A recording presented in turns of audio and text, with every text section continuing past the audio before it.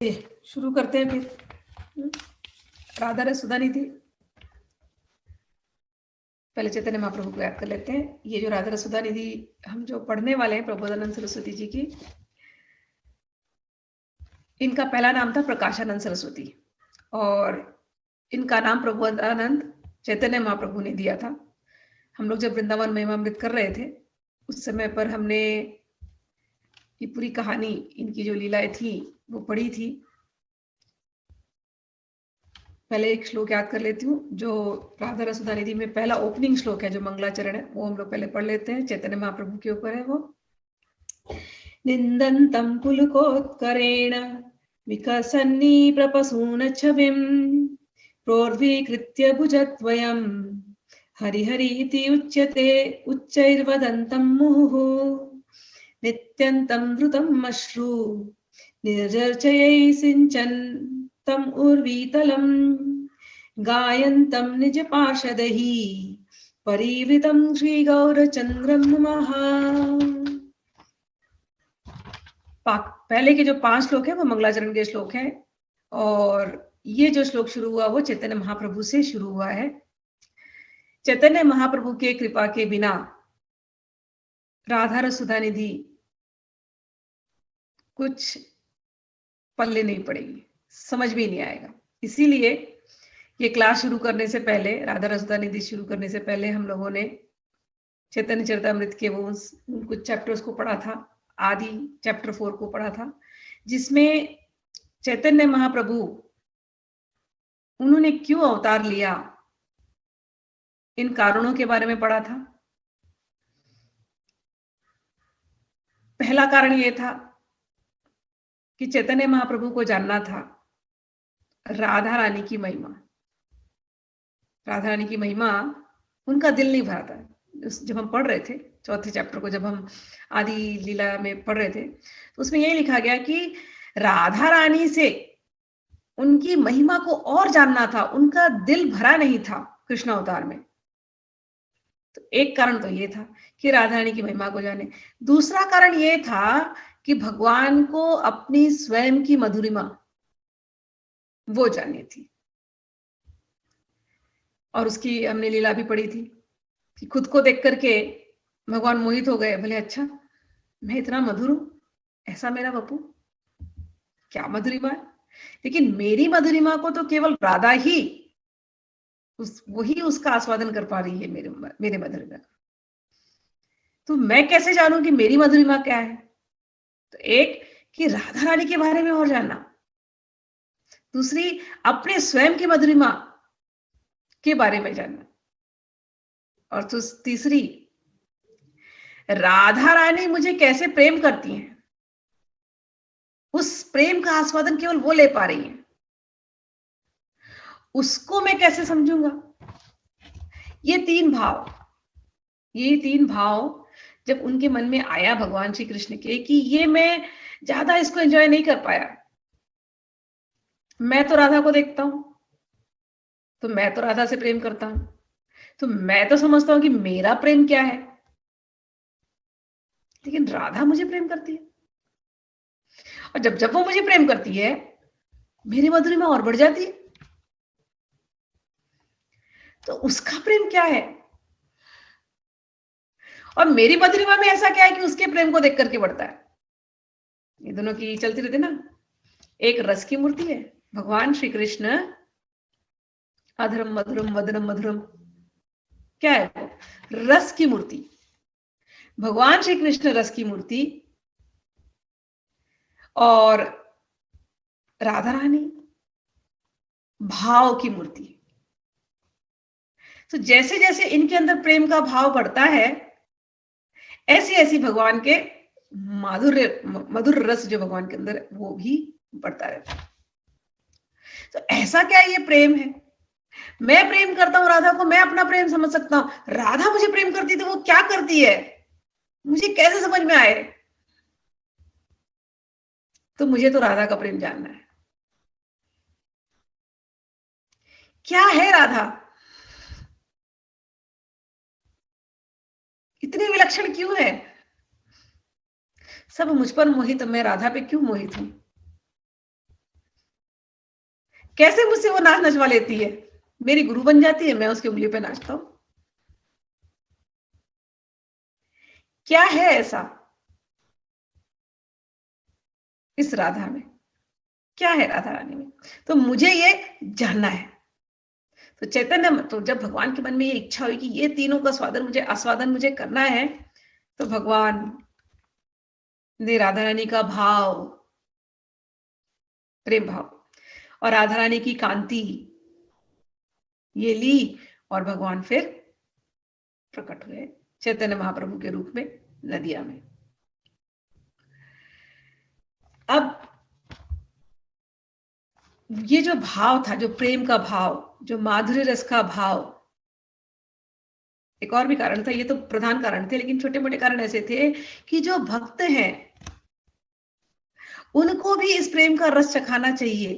प्रेम का रस, ये राधा और कृष्ण की ये जो अलग प्रकार की भक्ति है, रसिक लोगों की भक्ति, ये प्रेम का रस राधा रानी के मन में हुआ कि देना चाहिए सबको, सभी जीवों को देना चाहिए।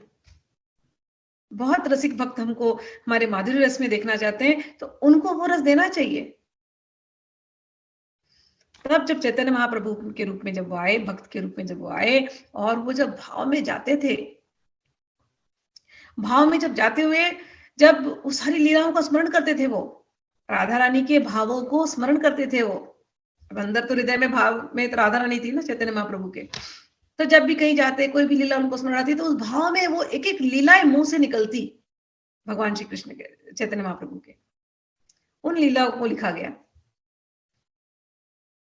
छोटी छोटी लीलाओं को इन गोस्वामियों ने पकड़ा, रूप गोस्वामी ने लिया और उसको बैठ करके बढ़ाया। ये जो हम लोग आजकल जो रस लेते हैं, ये जो हमको रस मिल रहा है, ये सब चैतन्य महाप्रभु की कृपा है। उनकी कृपा है तब जाकर के हमको तो पता चला ये माधुर्य रस के बारे में, नहीं तो था भी नहीं इतना। ऐसा नहीं था कि राधा रानी के बारे में कहीं चर्चा नहीं थी। राधा रानी के बारे में लोग कहते हैं कई बार कि छुपा लिया गया, नहीं बताया गया राधा रानी के बारे में। कई बार लोग ऐसे भी कह जाते हैं, यहाँ तक चले जाते हैं कि राधा रानी इमेजिनरी है। ये भी लोग कहते हैं, क्योंकि श्रीमद् भागवत में क्लियर नाम नहीं बताया गया। लेकिन ऐसी बात नहीं है।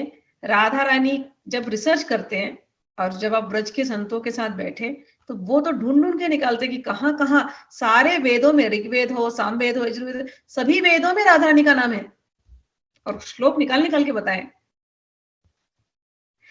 गोपाल तापनी उपनिषद में राधा रानी का नाम है। राधा रानी का नाम राधा उपनिषद, एक उपनिषद है, उसमें है, राधा रानी की पूरी व्याख्या की है। देवी भागवत में राधा रानी का नाम है। केवल जब लोग क्या कहते हैं कि अरे खाली श्रीमद् भागवत में तो राधा रानी को तो छुपा लिया गया, नहीं बताया गया, और उसके ऊपर लोगों ने मनगढ़ंत कहानियां बना ली, ये सब कई बार लोग कहते हैं ये सब भी ऐसी है, बस जो हम अभी रस की बातें करते हैं, कई लोग इसको मानने को भी तैयार नहीं होते हैं। लेकिन ऐसी बात नहीं है। राधा रानी को वेदों में भी बताया गया है। राधा रानी का एक अलग उपनिषद है, राधोपनिषद है, गोपाल तापनी उपनिषद है, बहुत जगहों में, गर्ग संहिता में हम लोगों ने पढ़ी, गर्ग संहिता, पद्म पुराण में, हर जगह राधा रानी का नाम लिया गया है स्पष्ट रूप से। और इतना ही नहीं है, जब भागवतम बोली गई तो सुखदेव जी बोल सकते थे राधा रानी का नाम, लेकिन उन्होंने इनडायरेक्टली बोला। उसका कारण था, एक तो वो गुरु है, राधा रानी गुरु है। दूसरा, एक बार यदि वो नाम लेते, ऐसा कहा जाता है कि राधा रानी का नाम ले लिया तो ऐसा भाव चढ़ जाता शायद कि 6-6 महीना वो समाधि में रह जाते। और परीक्षित महाराज के पास तो केवल 1 हफ्ते का समय था। अब राधा रानी का नाम ले और 6 महीने समाधि में चले गए, तो परीक्षित महाराज का कल्याण कैसे होगा? और उनके थ्रू ये जो भागवत देनी थी हम जैसे जीवों के लिए, कलियुगी जीवों के लिए, ये कार्य कैसे होता? तो इसीलिए श्रीमद् भागवत में उनके नाम को छुपा लिया गया।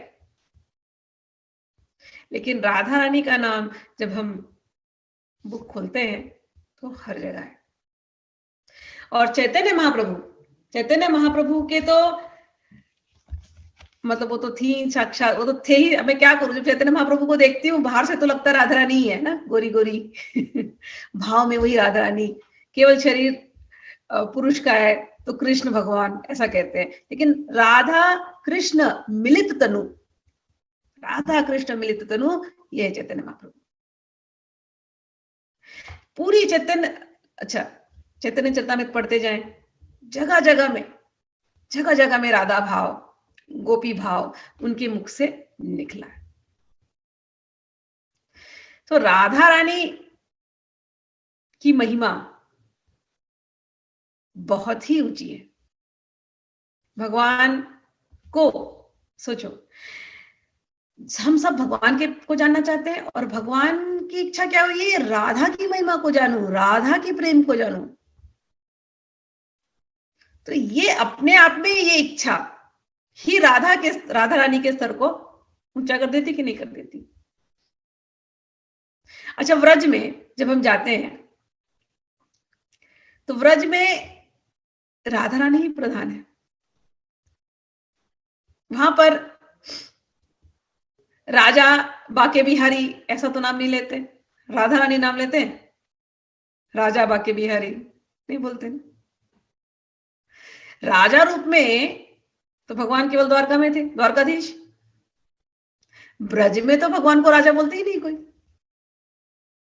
वहां की तो एक ही रानी है बस, राधा रानी। तो ब्रज के जो उपासक हैं वहां पर सबसे सर्वोपरि कौन है, राधा रानी।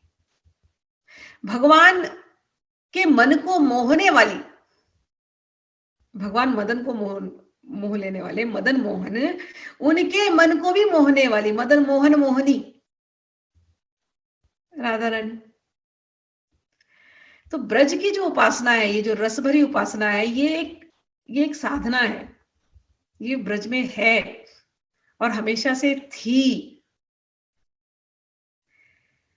प्रकट रूप से दिखाई नहीं देती थी, इसलिए चैतन्य महाप्रभु ने दिया। अच्छा, अब जो हमारे पास चैतन्य चरितामृत है, जो पॉपुलर है, हम लोग बुक पढ़ते हैं, इंग्लिश में है, सारी ट्रांसलेशन हम लोग पढ़ते हैं। बहुत कृपा हुई है उन आचार्यों की कि हमको भगवान श्री कृष्ण, भगवान चैतन्य महाप्रभु, उनके अवतार और पंच तत्वों के बारे में हम जान पाए। ये सब उनकी कृपा से, उन्हीं की कृपा से आगे जाकर के ये सखी भाव क्या है, ये मंजरी भाव क्या है, ये समझ में आया। लेकिन फिर भी कई बार सखी भाव मंजरी भाव पे जब बात करते हैं तो लोग उसको एक्सेप्ट नहीं करते, मानने को तैयार नहीं होते। कई बार उसको गलत बताते हैं और बोलते हैं कि आप लोग भक्ति से डिविएट हो गए हो। तो आज मैंने सोचा कि चैतन्य चरितामृत के ही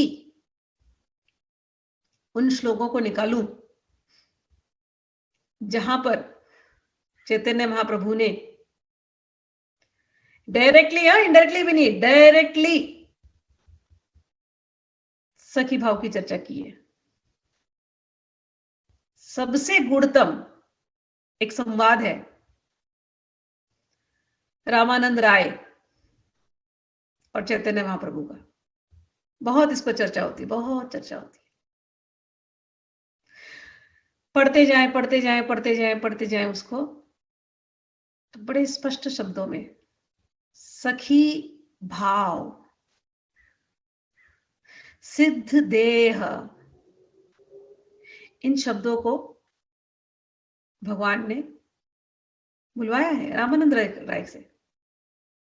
देखेंगे कभी भगवान ने चाहा तो जब कभी मेरी चैतन्य चरितामृत होगी पूरी, या कभी हम रामानंद राय का एक सेपरेट अगर हम सेशन निकालें तो उसमें पढ़ेंगे फिर से। बट आज मैंने थोड़े श्लोक उसमें से लिए हैं इसीलिए कि समझने के लिए। आप लोग सुन रहे हैं इतने दिनों से, हम लोग रोज दोपहर को एक क्लास करते हैं, सखी भाव, मंजरी भाव, किंकरी भाव, कितनी चर्चा की है। फिर कई बार आप लोगों के मन में डाउट्स आ जाता है जब आप लोगों, बाहर के लोग आपको आकर के इन्फ्लुएंस करते हैं। तो मैं आप लोगों को मेरा अपना आर्गुमेंट नहीं देना चाहती, चैतन्य महाप्रभु के ही शब्दों को सुनाना चाहती हूँ कि आपके मन में अगर थोड़ा भी कहीं कुछ ऐसा कश्मकश हो कि सही है या गलत, ये ऐसा होता है जब लोग चार लोग बाहर की बोलते हैं तो निकल जाए। कोई नहीं समझ सकता इस भावों को तो कोई बात नहीं है, हमें समझ में आ रहा है। सबको ये भाव आता भी नहीं है, बहुत कम लोगों को ये भाव आते हैं। ये एक साधना है, ये यूं ही बस मैं सखी हूं ऐसा नहीं होता, ये साधना होती है। साधना अपने माइंड को हमेशा उस भाव में ट्रेनिंग करना। तो कई बार आपने मेरे मुंह से सुना है सखी भाव, मंजरी भाव, किंकरी भाव, गोपी भाव, ये सब शब्द होते हैं अलग अलग। जो गौड़ी वैष्णव परंपरा है उसमें मंजरी भाव, किंकरी, मंजरी भाव को इंपॉर्टेंस दी गई है। जो हम लोग दोपहर में राधा वल्लभी संप्रदाय की जो हित चतुरासी वगैरह पढ़ रहे थे, ध्रुव 42 पढ़ रहे थे, तो उस 42 लीला जब पढ़ रहे थे हम लोग, तो उसमें सखी भाव, चाहे जब हम लोग महावाणी तो हमने पढ़ी नहीं है, लेकिन इन सब संप्रदायों में सखी भाव को कहा गया।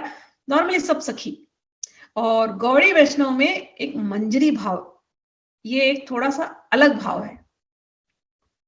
तो ये समझना बहुत जरूरी है कि होता क्या है, सखी भाव क्या है। राधा रानी की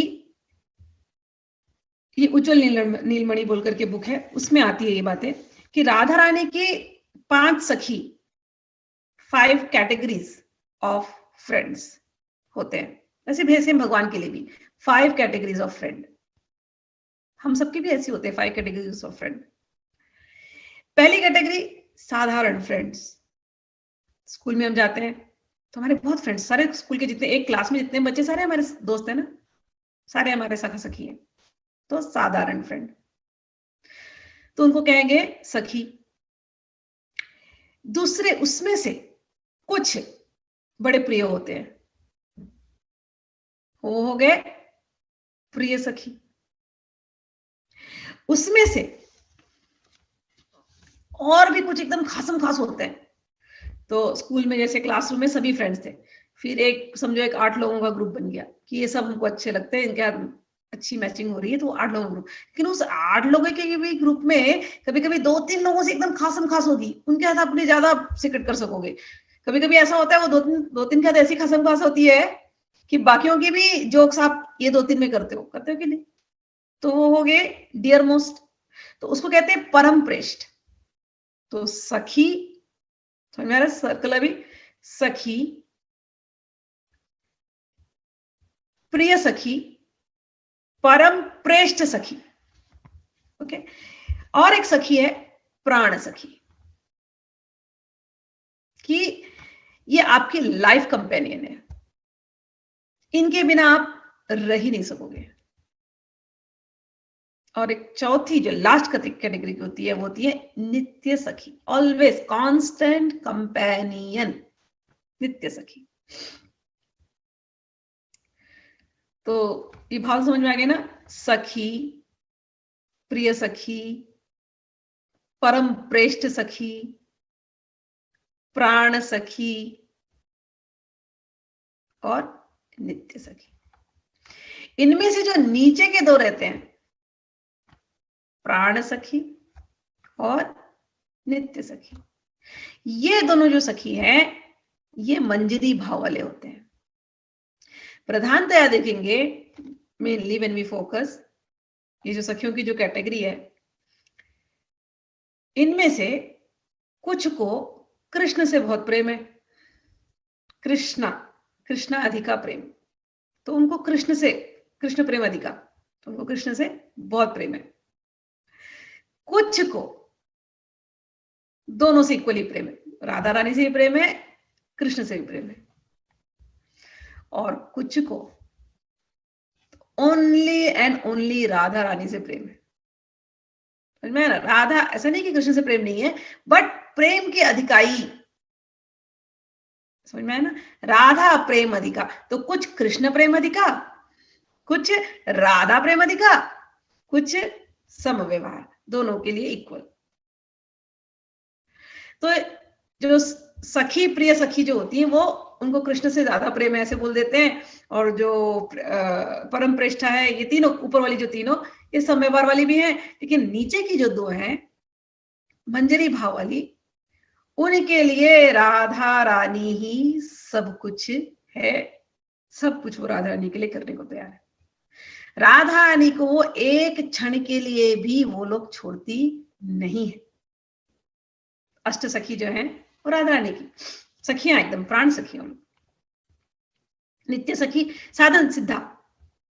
तो रूप गोस्वामी, ये जितने गोस्वामी, षड गोस्वामी, ये सब लोग मंजरी भाव भी है, रूप मंजरी, लवंग मंजरी, इस प्रकार से नाम है उनके। तो ये मंजरी भाव में, तो दिखने में तो रूप गोस्वामी मेल फॉर्म बाहर से दिख रहा है, लेकिन भाव में, मंजरी भाव में, सखी भाव में राधा रानी की सेवा करते हैं। समझ में आया? तो ये जो साधना की जो पद्धति है, अब ये समझ लेना बात, साधना की पद्धति ऐसी ही है। बाहर से मैं स्मिता वेंकटेश दिख रही हूं, ये शरीर ऐसा है, लेकिन अंदर का, अंदर की जो भावना, अंदर में एक शरीर है जो निरंतर सेवा में लगी है। किंकरी, किंकरी, किंकरी यानी क्या करूं, क्या करूं, ऐसा किंग करोमी, किंग करोमी। किंकरी हमेशा हाथ जोड़ के खड़ी रहती है कि क्या आदेश, मैं क्या करूं, एवर रेडी टू सर्व, बदले में कुछ नहीं चाहिए, अशुल्क दासी का। तो ये जो भावना, अब ये जो साधना है, ये साधना यही है कि बाहर से भले मैं कुछ भी दिख रही हूं, अंदर के जो मेरा भाव है वो हमेशा राधा दासी, या अगर आप कृष्ण के प्रति प्रेम है तो कृष्ण दासी, या राधा कृष्ण के प्रति समभाव है तो राधा कृष्ण दासी। ये भाव निरंतर चलता है और उसी भाव में सेवा करते हैं। इसीलिए हमारे यहाँ अष्टयाम साधना की पद्धति चलाई गई। तो लोग अष्टयाम करते हैं, लोग तो रिचुअलिस्टिक करते हैं, बहुत लोग मैंने देखा है अष्टयाम करते हैं, लेकिन वो भावना में नहीं जाते। यहाँ पर भावना प्रधान है, भावना, अंडरस्टैंड। रिचुअलिस्टिक तो बाहर की क्रिया है, अंदर की भावना क्या है। जैसे आप सुबह उठे, सुबह आप उठे first thing in the morning, तो first thing in the morning आपको सोचना चाहिए इस समय पर, मंजरी क्या सोचेगी, इस समय पर राधा रानी कहाँ है। सुबह सुबह उठी है तो कहाँ है, तो ये कहाँ है, ये प्रश्न आया। अब ऐसे तो पहले पता नहीं चलता कि कहाँ है, हम तो उसका भी साधना किए ही नहीं है तो हमको पता ही नहीं कहाँ है। लेकिन जब हम रसिकों की वाणियां पढ़ते हैं, चाहे हित 84 पढ़े, चाहे 42 लीला पढ़े, चाहे अब हम राधा रसुदा निधि में जाने वाले हैं, जब हम ये रसिकों की वाणियां पढ़ने लगते हैं तो धीरे धीरे हर काल में क्या लीलाएं हो रही है ये हमको समझ में आने लगती है, और फिर भावना में वो लीलाएं बैठ जाती है। फिर सुबह उठते ही पहली लीला, सुबह की लीला मंगलाचरण मंगला आरती के पहले, ये दोनों निकुंज में है, निवृत्त निकुंज में है। कितनी बार तो सुना है ना हमने, निवृत्त निकुंज में। आंख खुली नहीं, हम बिस्तर पे हैं, लेकिन हमारा मन, हमारा सिद्ध देह, हम मंजरी रूप में हम भगवान को वहां से उठाते हैं, दोनों को उठाते हैं। जब दोनों को उठाते हैं तो दोनों को उठने की इच्छा नहीं होती है, अलसियाए रहते हैं। कितनी बार तो हमने पढ़ा हित सखी के बारे में ना, कि हित सखी जाती हैं और नैन इतने अलसियाए राधा रानी के कि आंख खोलने की इच्छा नहीं है, और काजल बिखर गया है, माला टूट गई है, मोती की माला टूट गई है, बाल बिखर गए हैं, तुरंत जाकर के सखी सब ठीक ठीक कर देती है। कपड़े बदल गए हैं, कपड़े ठीक कर लेती है। ये सुबह की लीला। फिर समझो आप थोड़ी देर के बाद, और कुछ घंटे बीत गए, आपने उनको राजभोग, बाल भोग दे दिया, उसके बाद और क्या करते होंगे सुबह, थोड़ा और दिन चढ़ा, समझो 6-7 o'clock हो गया, अब क्या करते होंगे। तो जो कृष्ण की जो सखियां हैं, कृष्ण प्रेष्ठा है, परम प्रेष्ठा, वो क्या करेंगी, वो बोलेंगी हाँ अभी तो नंदगांव में है, अभी तो उठे हैं, अभी तो मैया ने नाश्ता दिया होगा, है रोटी माखन जो भी खाए होंगे, पराठे मक्खन लगा के, शक्कर लगा के, माखन मिश्री, दूध दिया होगा, खूब उसमें ड्राई फ्रूट्स घोटा होगा। अब भगवान पिए होंगे, अब भगवान निकलेंगे, छोटे से बालक है, निकलेंगे। अब किसके लिए निकलने वाले? गोचारण के लिए निकलने वाले, सुबह की लीला। ये अब जो मैं बोल रही हूँ ना, ये निरंतर चिंतन चलता है, जब मौका मिला। हम तो घर में रहते हैं, लेकिन घर में भी काम हटा, जहीं भी गए, जो भी समय देखा, जैसे भगवान पर चिंतन किया, इस समय समय क्या हो रहा है और वहां क्या लीला हो रही है, उस लीला में हम कैसे पार्टिसिपेट करें, बस। तो वहां तो गोचारण की लीला शुरू हो जाएगी, तो आप कीजिए वहां पर, यशोदा मैया को हेल्प कीजिए, पराठे बनाइए, तबे में बना करके दीजिए इनको, कान्हा को। या यहाँ पर अगर आप राधा रानी के साथ हैं तो बरसाने में क्या हो रहा? बरसाने में वो तो तड़प रही है जाने के लिए, मिलने के लिए। तो चलिए कहाँ मिलाएंगे इनको? राधा कुंड। चलिए स्नान के बहाने, सूरज को अर्घ देने के बहाने, चलो राधा कुंड चलो। अब ये राधा कुंड जाएगी, वहां से मैसेज मिल जाएगा, सारे तो वृंदावन के पशु पक्षी, जितने क्रीपर्स, जितने लताएं हैं, वृक्ष हैं, सभी तो चिन्मय है, सभी तो भक्त हैं। ऐसी राधा रानी यहाँ से निकलेंगी ना, और नुपुर की आवाज पहली छन से यहाँ के सुख सारिका वहां तक आवाज दे देंगे, नंदगांव तक, कि हाँ टाइम हो गया मिलने का। राधा कुंड से होकर के जाना। तो इन लीलाओं में आप हैं कहीं, यही साधना है। एक ये बाहर की देह होती है और एक अंदर की सिद्ध देह होती है। उस सिद्ध देह को सिद्ध करना पड़ता है। वो सिद्ध देह सिद्ध कैसे होती है? ये चिंतन करते करते करते। मैं आपको साधना सिखा रही हूं, चिंतन करते करते। ये साधना पद्धति कई सालों से है। जो लोग इसको मानते नहीं, क्योंकि हम इस वर्ल्ड में रह रहे हैं, हम लोग ब्रज में रहते नहीं है, हम लोग अमेरिका में रहते हैं, और फिर अमेरिका में जो इंग्लिश की किताबें उनको मिली कृष्णा के बारे में, वो पढ़ के उन्होंने केवल इतना ही जाना। लेकिन ब्रज के उपासक, ब्रज के रसिक भक्त आज से नहीं, कब से, और चैतन्य महाप्रभु के समय से इस मंजरी भाव में राधारानी को भज रहे हैं। श्रील प्रभुपाद आए, उन्होंने इंग्लिश में जितना ट्रांसलेट कर पाए हमको उतना मिला। लेकिन गौड़ी वैष्णव जो सेक्ट है, उनकी जब बुक्स और भी उठाए आप, तो उसमें ये मंजरी भाव बहुत स्पष्ट रूप से बताया गया है। जब ऐसे गुरुजन, ऐसे रसिक जन मिलते हैं, तब ये मंजरी भाव समझ में आता है।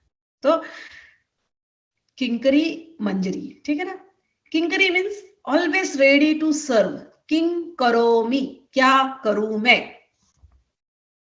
किंकरी का भाव क्या? किंग करोमि, क्या करूं मैं, क्या सेवा करूं मैं। ये किंकरी। मंजरी वही है, दोनों ज्यादा डिफरेंस ही नहीं है, ये जस्ट भाव है। मंजरी का एक ही भाव होता है, कैसे इन दोनों को मिलाओ। अभी मंजरी को समझने के लिए मैं तुमको एग्जांपल देती हूँ। जब हम कभी वॉक पे जाते हैं ना, कभी ध्यान देना, मैंने दिया है बहुत। नेचर, व्हेन आई वॉक, मेरी अभी तो बिकॉज ये सारी लीलाएं पढ़ते पढ़ते अभी आप लोगों की भी शायद यही दशा हो गई है, मुझे लगता है। जब कहीं आप बाहर जाते हैं, कहीं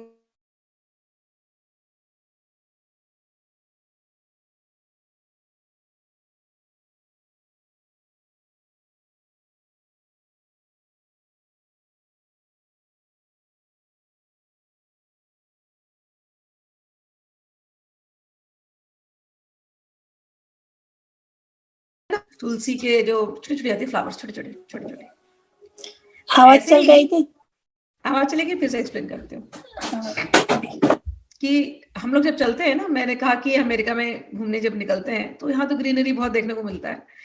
ये रसिकों की वाणी पढ़ते पढ़ते मन की स्थिति ऐसी हो जाती है कि खुली आंख से भी राधा कृष्ण ही नजर आते हैं। जितना आप प्रकृति को देखो, कहीं भी दुनिया के किसी कोने में भी हो, उस क्षण में ऐसा ही लगेगा कि ये दोनों नृत्य कर रहे हैं, ये दोनों रास रचा रहे हैं। चाहे दिन का समय हो, चाहे शाम का समय हो, चाहे रात का समय हो, रास ही रचा रहे, कहीं भी रास रचा रहे।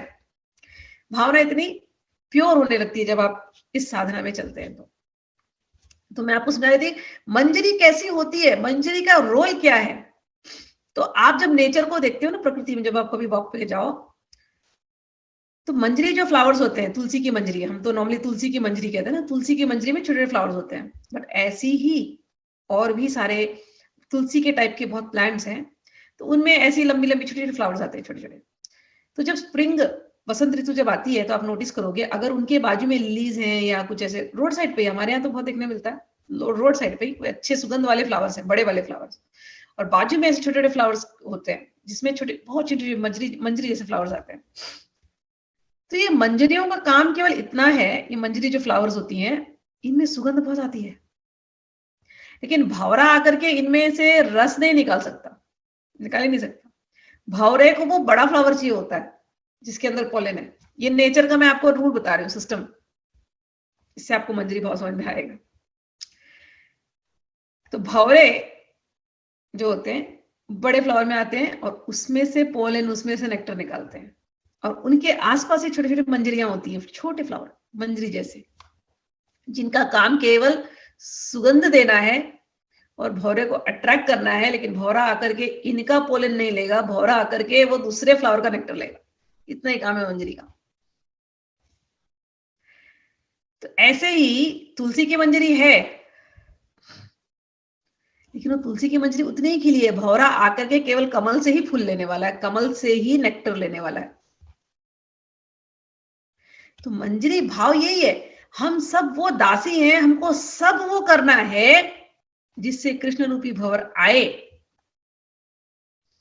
और कहां का मधु ले। मधु कहानी कहां का होना चाहिए, राधा रानी के अधर का मधु लेने के लिए कृष्ण रूपी भंवर आए। तो मंजरी का काम इतना ही है।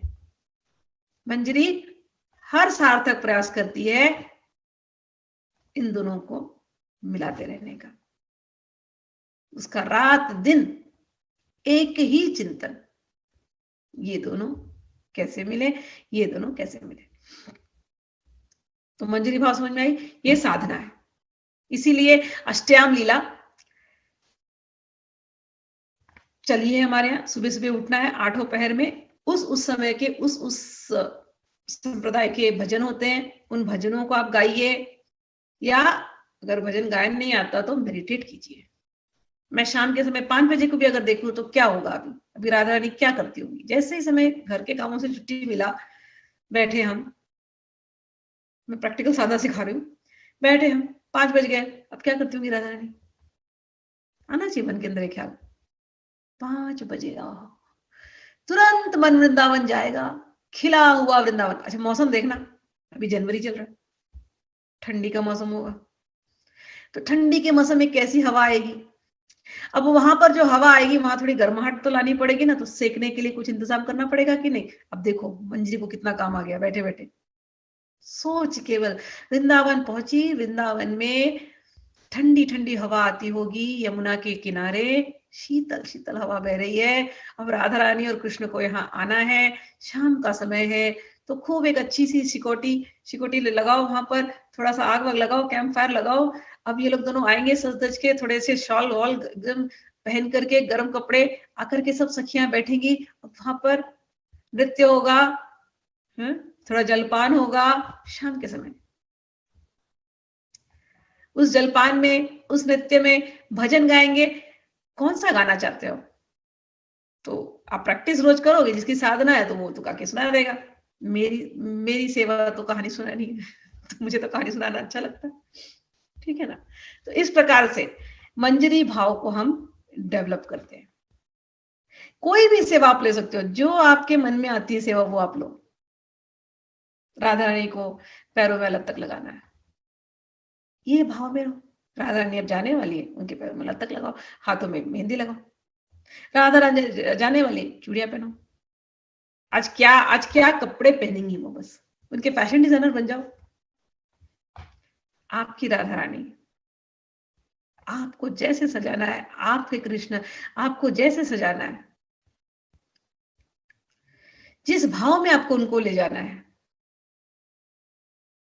यही है, यही साधना है। यही अंदर में एक देह पैदा करनी होती है। देह पैदा करना तो ये भाव में हम रहते हैं, जिसकी ऐसा जब तब चलते फिरते फिर साधना है ना, चलते फिरते फिर ध्यान है, चलते फिरते फिर भगवान कभी अलग होते ही नहीं है। और ऐसे चलते फिरते अगर सांस जाने लिखी है तो आप तो सिद्ध देह में ही आप सीधे वहां पहुंचेंगे। इस जो मैं आपको समझा रही हूँ इसमें डाउट नहीं करना, मैं अपने मर्जी की कोई बात नहीं बता रही हूं, ये ट्राइड एंड टेस्टेड है।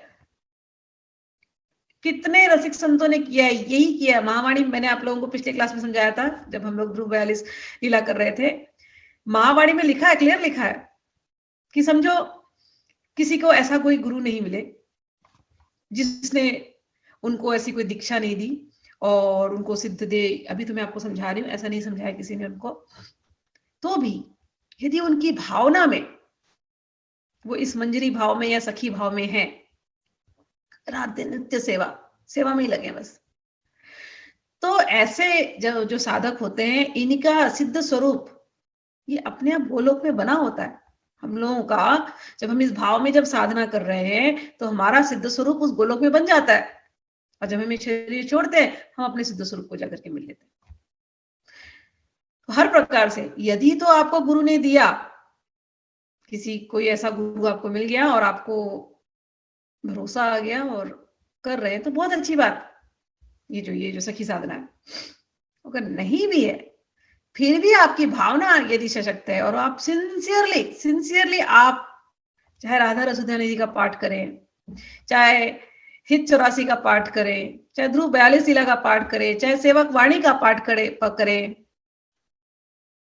सिंसियरली, चाहे महावाणी, अगर महावाणी वाले हैं तो महावाणी का कोई डिफरेंस नहीं है। सबकी वाणियों में वही भाव आता है, वही राधा कृष्ण का मिलन, वही अलग अलग सीजन्स में अलग अलग प्रेम। बस जिसकी ये सिद्धि हो गई, निरंतर उसके अंदर प्रेम की भावना चलती रहेगी, और जब शरीर छोड़ेंगे हम राधा कृष्ण के धाम में ही होंगे, क्योंकि जीते जी आपने प्रैक्टिस किया है राधा कृष्ण के सेवा में रहना, जीते जी आपने प्रैक्टिस किया। यही साधना है, यही ध्यान है ना। बहुत इंटरेस्टिंग, बहुत सरल ध्यान, कोई सांस वांस फूक करके कोई थॉटलेस होने की यहाँ पर बात नहीं है। अपने थॉट को जितना बढ़ाना है सेवा में, खुले बढ़ाओ, जितना अपनी थॉट को तुम ले जा सकते हो भगवान श्री कृष्ण और राधा के सेवा में ले जाओ, खो जाओ, डूब जाओ उसके अंदर, संसार का विस्मरण हो जाए। बस राधा रानी, तुम, राधा कुंड, सखियां, बस। और रास में कुछ भी हो सकता है, झूले ही झुला रहे हो। कभी नौका विहार हो रहा है तो नौका भी जब जा रही है तो क्रूज शिप जा रही है तो 6-6 माले की क्रूज शिप है, उसमें सारी सखियां सज सज के खड़ी हैं, नृत्य हो रहा है, गान हो रहा है। ऐसा कुंज आप सजाने लगो तो कुंज सजाते जाओ, जैसा आप सोच सकते हैं वैसा सजाओ। यहाँ थॉटलेस होने की बात नहीं है, यहाँ सांस रोकूं मैं कि योग करूं मैं कि प्राणायाम, कुछ की बात नहीं है। यहाँ तो अपने आप को डुबा देने की बात है, बस सेवा में लगे रहने की बात है। इतना सेवा करो, इतना सेवा करो, पूछो बस घुसे रहो सेवा में। ये जो राधा रसुधानी दी हम पढ़ने वाले हैं, इसको पढ़ के केवल यही भाव पुष्ट होने वाला है, मंजरी भाव। आपको यदि मंजरी भाव अच्छा लगता है तो ठीक, नहीं तो सखी भाव में, मंजरी भाव गौड़ी वैष्णवों का शब्द है, ये उस भाव में चलते हैं। लेकिन चूंकि हम लोग हित 84 पढ़ रहे हैं और 42 लीला पढ़ रहे हैं, उसमें सखी भाव जब आ जाता है तो बहुत लोगों ने ये कहा कि कंफ्यूजन होता है, किंकरी क्या है, मंजरी क्या है, सखी, they get confused. So don't get confused. आपको लगता है आप राधा रानी की सखी हैं, आप राधा रानी की सखी हैं। आप राधा रानी की कौन सी सखी बनना चाहती है वो भी आपके ऊपर है। ये जो मंजरी भाव वाली सखी होती है ना, ये राधा रानी के निवृत्त निकुंज तक जा सकती है। जैसे कुंज है, अब ये चीज समझना चाहिए, ये थोड़े बेसिक फंडामेंटल्स फिर से क्लियर कर रही हूं। कुंज है,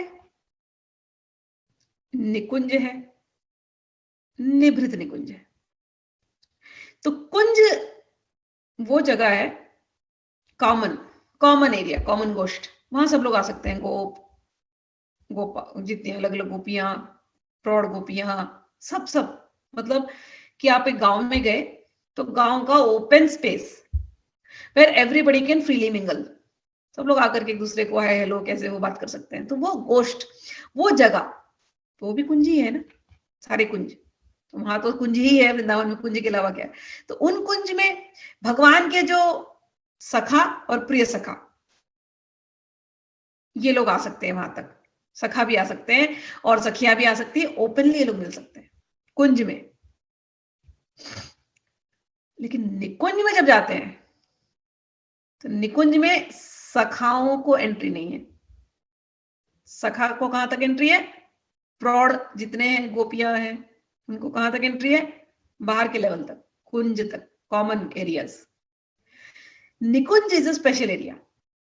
उसके अंदर तो केवल सखियां होती हैं, मंजरियां होती हैं, और भगवान कृष्ण और राधा होते हैं, इतने ही होते हैं। उसके अंदर निभृत निकुंज, निभृत निकुंज में केवल राधा और कृष्ण होते हैं। वो उनकी इनर मोस्ट चैम्बर, जहां प्रिय प्रियतम को अपना एकांतिक समय वो करना है। लेकिन वो जो एकांतिक निकुंज है,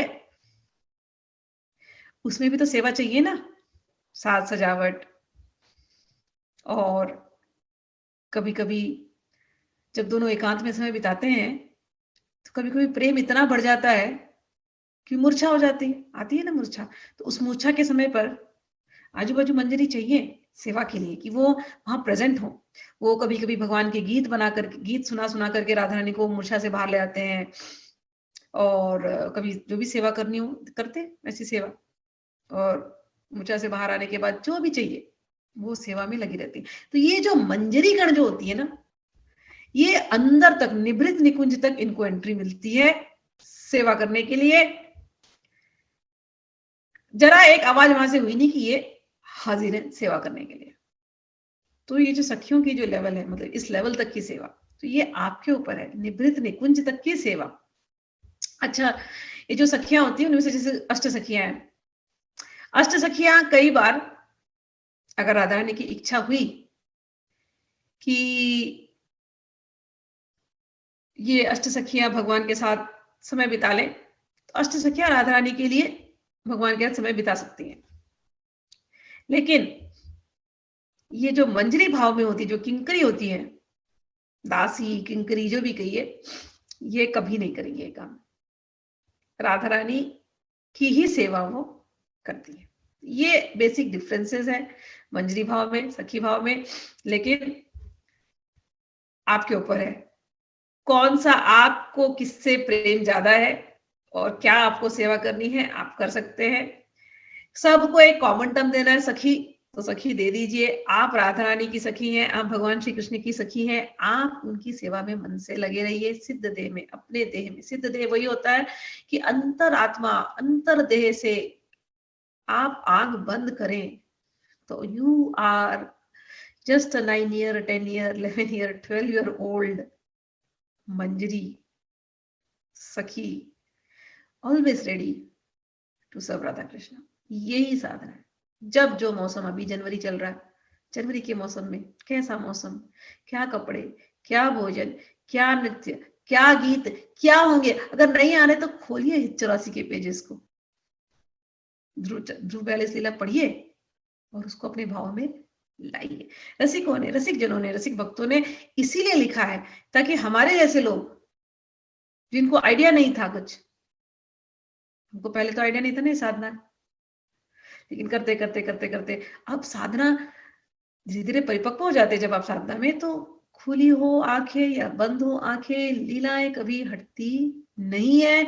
और जो ये अनुभव करते हैं वही जानते हैं कि अंतर में कितना आनंद है, कितना आनंद है, कितना रास है। जैसे डूबे रहो बस, ऐसा रास अंदर चलता है। तो ये मैंने आप लोगों को सखी भाव, मंजरी भाव, ये सब कुछ बताया। और मैंने कहा था कि आज मैं चैतन्य चरितामृत से कुछ श्लोक लूंगी, इनके बिना तो काम नहीं चलेगा। ये जब तक नहीं समझाते कुछ समझ में आने वाली नहीं बात। चलिए, हाँ रुकिए।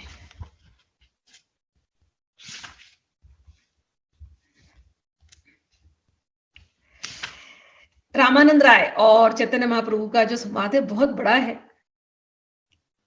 बहुत सुंदर संवाद। लेकिन संवाद में नहीं जा रहे, सीधे उस श्लोक पर जाती हूँ कि भगवान चैतन्य महाप्रभु ने उनसे कहा,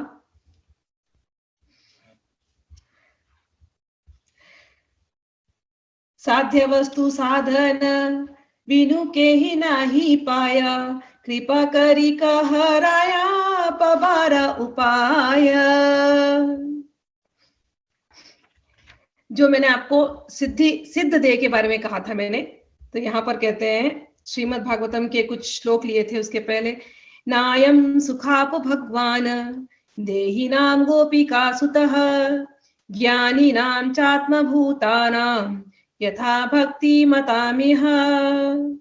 भगवान कहते हैं उसमें, the supreme personality of Godhead Krishna, the son of Mother Yashoda, is accessible to those devotees engaged in spontaneous loving service, but he is not easily accessible to mental speculators and to those striving for self-realization by severe austerities and penances, or to those who consider the body to be the same as self.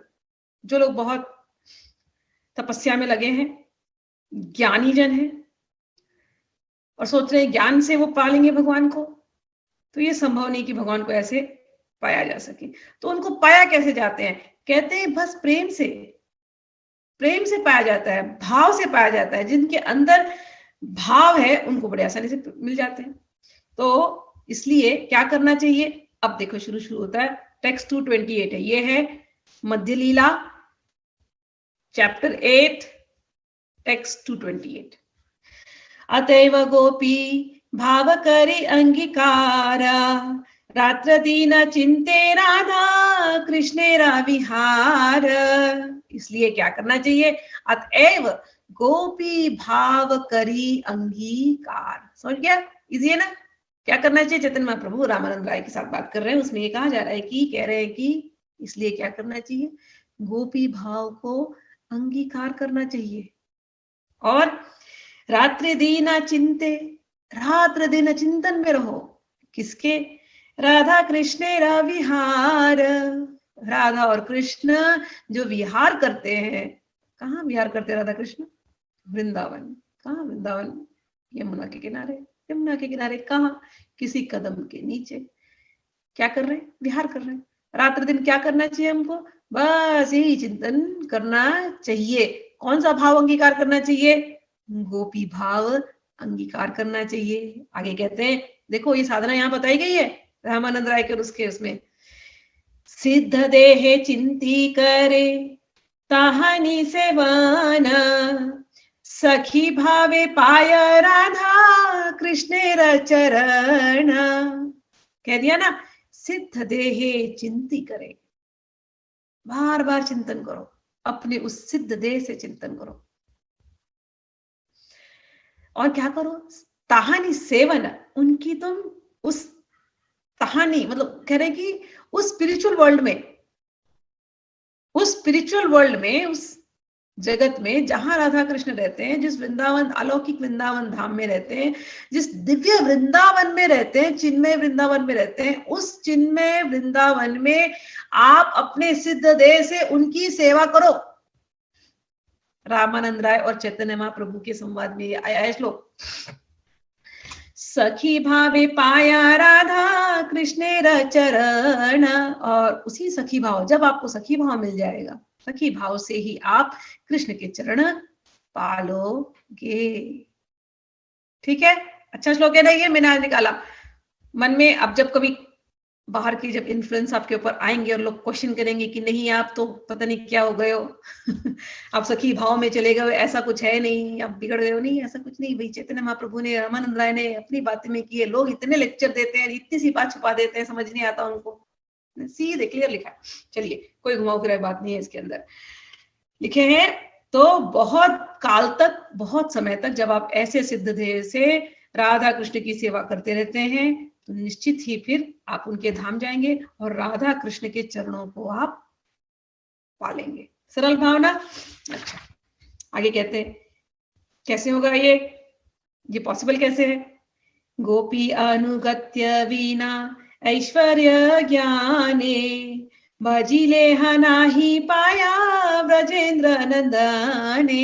कहते हैं जब तक आप गोपियों का अनुगत्य नहीं करेंगे, जब तक आप गोपियों के पीछे नहीं चलेंगे। मंजरी करती क्या है? गोपियों का अनुगत्य। अष्ट सखियों के चरणों में, ललिता रानी के, ललिता जी के सखियों, विशाखा जी के चरणों में डाल दो अपने आप को। तुंग विद्या के, इंदुलेखा के, चित्रा के, चंपकलता के, सुदेवी के, रंग देवी के चरणों में अपने आप को डाल दीजिए। बस ये गोपियां, इनका अनुगत्य कीजिए। गोपी गीत पढ़िए, गीत गोविंद पढ़िए, सरल, बहुत सरल है। गोपी अनुगत्य वीणा ऐश्वर्य ज्ञाने, भजिले नाही पाया ब्रजेंद्र नंदने। कह रहे कि जब तक आप गोपियों के चरणों को नहीं पकड़ेंगे तो केवल, और आप सोचेंगे केवल ज्ञान से, केवल चर्चाओं से आप भगवान को पालेंगे, उस ब्रजेंद्र नंदन को, संभव ही नहीं है। खूब लेक्चर होते हैं रामानंद राय के और चैतन्य महाप्रभु के संवाद के, लेकिन ये जो भाव, इसके ऊपर कोई क्यों नहीं चर्चा करके समझाता? बड़े प्यार से समझाओ। बल्कि लोग तो डराते हैं, मैंने ये भी देखा, डराते हैं, ये बड़े गुण हैं इनके, उनको टच मत करो टॉपिक्स को। क्यों भाई? अगर इतने गुण हैं तो क्यों बोला गया यहाँ पर? क्यों चैतन्य महाप्रभु ने बोला? हाँ, ये कठिन हो सकती है साधना, लेकिन धीरे धीरे आप अपने स्टूडेंट को प्रिपेयर तो करवाइए, दिखाइए, उनको बताइए। वो स्टूडेंट कितना लेंगे वो उनके ऊपर है, लेकिन आप खुद अपने साधना में बढ़े और दूसरे को प्रिपेयर कराएं। ये भाव यहाँ पर कहा गया है, इसमें कोई गलत बात नहीं है। तो करना क्या है? गोपियों का अनुगत्य स्वीकार करना है। इतनी सी सरल बात है। इतना अगर किसी ने कर लिया तो भगवान को पालेगा। ठीक है, अब मैंने आप लोगों को गोपी के बारे में बता दिया, सखी भाव के बारे में बता दिया, मेन चीज तो मैंने आपको बता दी। सोच रही हूँ, चलिए अभी के लिए यहीं पर एंड करते हैं। 199 में और एक श्लोक आएगा शायद, वन मोर श्लोक इफ आई कैन फाइंड। हाँ, ये भी बहुत अच्छा श्लोक है। ये है मध्य, राधे राधे। हाँ राधे राधे, मध्य 8वां श्लोक, 8वां चैप्टर का ये है 201 नंबर श्लोक। ठीक है ना? राधा कृष्णेर लीला एई अति गूढ़तर, दास्य वात्सल्यादि भावे नहाय गोचर। कहते ये जो राधा कृष्ण की जो लीला है ये अति गूढ़ है। दास, वात्सल्य इत्यादि भाव वालों के लिए ये वाली जो लीलाएं हैं माधुर्य रस की, ये गोचर होती नहीं है, ये दिखाई देती नहीं है। आगे कहते हैं, सबे एक सखी गणेरा इह अधिकार, सखी हैते हय ए लीलार विस्तार। कहते हैं कि सभी जो सखी हैं वो सखियों को ही इन गूढ़ लीलाओं का अधिकार है। सखियां हैं तभी इन गूढ़ लीलाओं का विस्तार होता है। समझ में आया? तो कह रहे हैं चैतन्य महाप्रभु और उनकी जो संवाद चल रहा है उसके अंदर कि ये लीलाएं बहुत गूढ़तर है, नो डाउट, और सखियां ही इसमें मेन इंपॉर्टेंट रोल प्ले करती हैं। बिना सखियों के इन लीलाओं का विस्तार नहीं होता। सखी बिना एही लीला पुष्ट नहीं हाया, सखी लीला विस्तारिया सखी आस्वादाय। कहते हैं कि बिना गोपियों के, बिना सखियों के ये लीला पुष्ट नहीं होती, बिना सखियों के इस लीला का विस्तार नहीं होता, और बिना सखियों का इसके आस्वादन कौन कर सकता है? सखियां ही इसका आस्वादन करती हैं। यदि हमें ये लीला जाननी है तो सखियों का सखी बनना पड़ेगा, सखी भाव में आना पड़ेगा। सखी बिना एही लीला या अन्य रे नाही गति, सखी भावे ये तान रे करे अनुगति। सखी के बिना इस लीला में कोई अन्य और गति है ही नहीं, सखी ही गति है। इसीलिए सखी भाव में लिखा है, बहुत एकदम क्लियर लिखा है, सखी भावे ये तान रे करे अनुगति। इसलिए सखी भाव में जाकर के उनका अनुगत्य लेना चाहिए। ठीक है, आगे कहते हैं, राधा कृष्ण कुंज सेवा। समझ में आया ना? बात सरल है। राधा कृष्ण कुंज सेवा साध्या से उपाय, से ही साध्या पैते आरा नाही का उपाय। कहते राधा कृष्ण के कुंज में जाकर के उनकी सेवा करिए, यही एकमात्र उपाय है। सखियों का अनुगत्य स्वीकार कीजिए। बिना सखी के इन गुणतर लीलाओं में जाना असंभव है। सखी भाव लेना जरूरी है। तो ये जो मैंने आज आप लोगों को बताया, बाकी की कुछ और बातें हैं जो गुण है थोड़ी और, तो हम लोग कल उस पर चर्चा करेंगे कि सखियां करती क्या है। इसी चैतन्य चरितमृत के जो परपोट है उसी में से पढ़ करके आपको सुनाएंगे। आज के लिए यहीं पर एंड करते हैं। जय श्री कृष्ण। हरि बोल।